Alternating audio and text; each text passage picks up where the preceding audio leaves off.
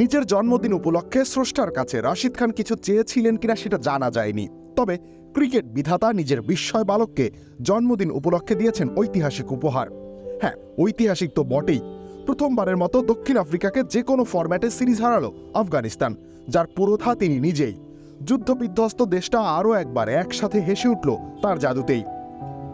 রাশিদ খান মিনো ব্যাসার। রাশিদ খান কেবল ছোট দলের সাথে পারেন নিন্দুকদের কত বিদ্রুপিত ভাষায় ক্রিকেট আঙ্গনে।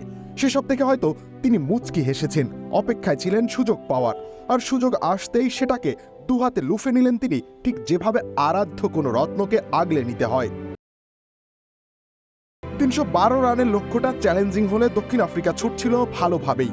পাওয়ার প্লেতে কোনো উইকেট না হারিয়ে ৫৪ রান, খানিক পরে ওপেনিং জুটির বয়স পেরিয়ে যায় ৭০ রান। কিন্তু প্রোটিয়াদের স্বস্তির সমাপ্তি সেখানেই। টনি ডি জর্জিকে আউট করে ধ্বংসলীলার শুরুটা করেছিলেন এই লেগ স্পিনার। খামেরা তো দাগ হয় কিভাবে? এই যে ভাবি, দাগও যাবে রাগও যাবে, নিন চাকা সুপার হোয়াইট। এরপর একে একে আউট করেন ৫ জন ব্যাটারকে। শুরুটা ওমরজাই করেছিলেন, মাঝে নানগেলিয়া খারোটে উইকেট পেয়েছেন বটে, তবে সফরকারীদের ৭৩ রান শূন্য উইকেট থেকে ১৩৪ রানে অল আউট হয়ে যাওয়ার পেছনে মূল অবদান আফগান পোস্টার বয়েরই। এইডেন মার্করাম, ট্রিস্টান স্টাপস কেউই বুঝতে পারেননি তার বোলিংয়ের ঘূর্ণিঝড়। কবজির মোচড়ে তিনি ধসিয়ে দিয়েছেন প্রতিপক্ষকে। তাতে অবশ্য তরুণ খারোটের পারফরমেন্স নিয়ে কথা না বললেই নয়।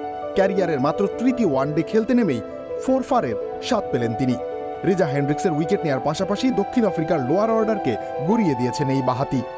যদিও জয়ের ভিত আগেই গড়ে দিয়েছিলেন ওপেনার রহমানুল্লাহ গুরবাজ। অনবদ্য ব্যাটিং শৈলীর প্রদর্শনী দেখিয়েছেন তিনি, খেলেছেন ১০৫ রানের দুর্দান্ত ইনিংস। অবশ্য আজমাতুল্লাহর ঝড়ো গতির ৮৬ রানের ইনিংস কাজ করেছে এক্স ফ্যাক্টর হিসেবে। মাঝারি মানের সংগ্রহকে নিয়ে গেছেন পাহাড় সম উচ্চতায়, আর এই রান পাহাড়ে চাপা পড়ে বধ হল প্রোটিয়ারা।